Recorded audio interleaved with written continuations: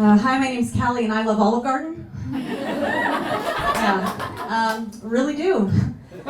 I didn't know though until I moved to Austin that you're not supposed to like Olive Garden. News to me. And it's not that Austin's a pretentious city, but it definitely looks down on chain restaurants. Which sucks though, because now I've lived here for so long that I've internalized that same snobby attitude.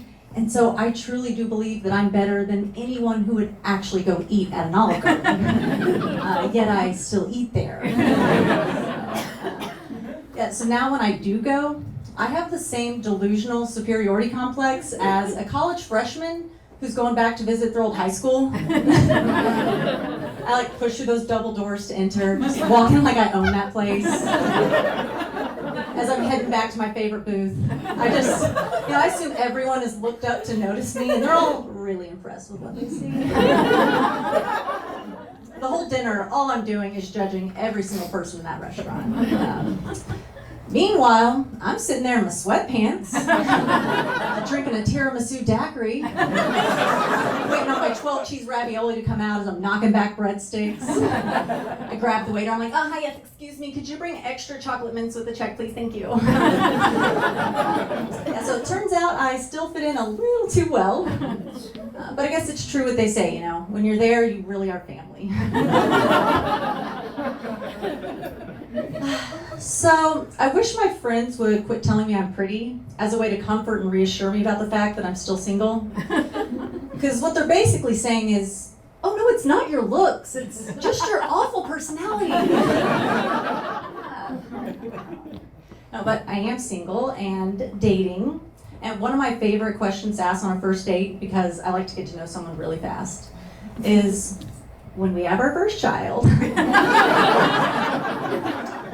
do you want to name it before or after the abortion?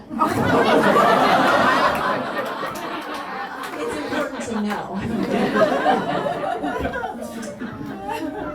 So I'm going to be honest with y'all about something.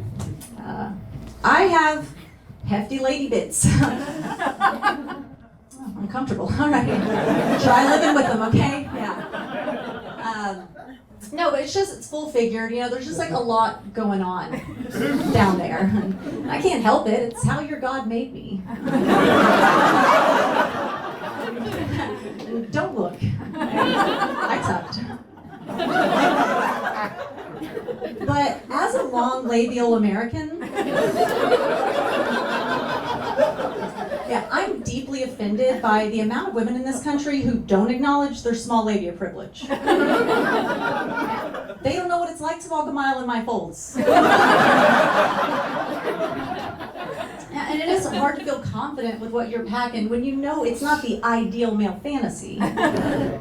So, true story, I was messaging with a guy on Bumble, and out of nowhere he sent me a very distasteful picture, which I'm sure you can all guess what it was.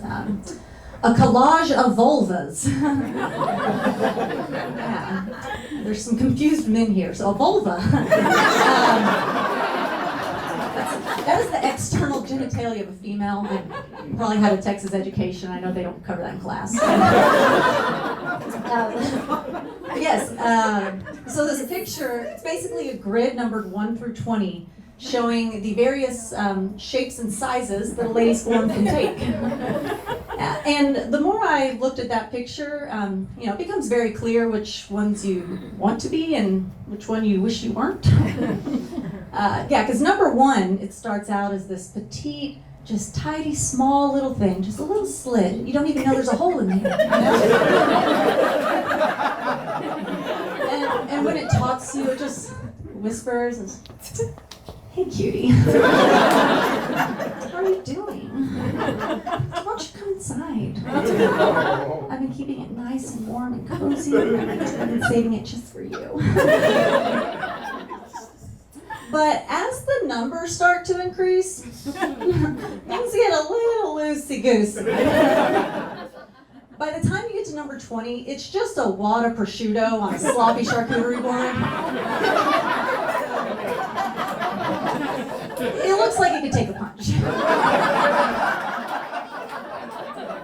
And if you stare stared at it for too long, it would just start foaming at the mouth. It just choked you. It's like, stick it in me, bro, I ain't scared.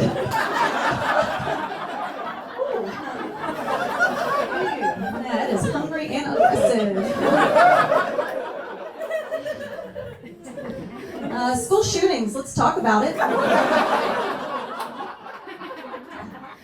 So I used to be a high school teacher, and every time there was a new school shooting, I'd go back to work in this heightened state of fear. Yeah, I'd start paying closer attention to every little thing. I'd know where all the emergency exits were. But what I'd really start paying attention to are all these crazy students. Yeah, every time one would walk through my classroom door, I'd just start sizing them up. Thinking to myself, which one of you goddamn fucked up kids am I gonna have to make my human shield? Yeah, because they gotta be small enough to grab, but big enough to absorb a bullet. Yeah, she knows. And it's tough finding that Goldilocks body, okay? Because you would never hear some tragic news story about they found Miss Lawrence huddled over her dear students, protecting him till the very end. No, what you're gonna see is some kid's Snapchat video of me curled up inside Kevin. Yeah. I'm just petting him, just shh. This is all part of God's plan. No, I got too much to live for, okay?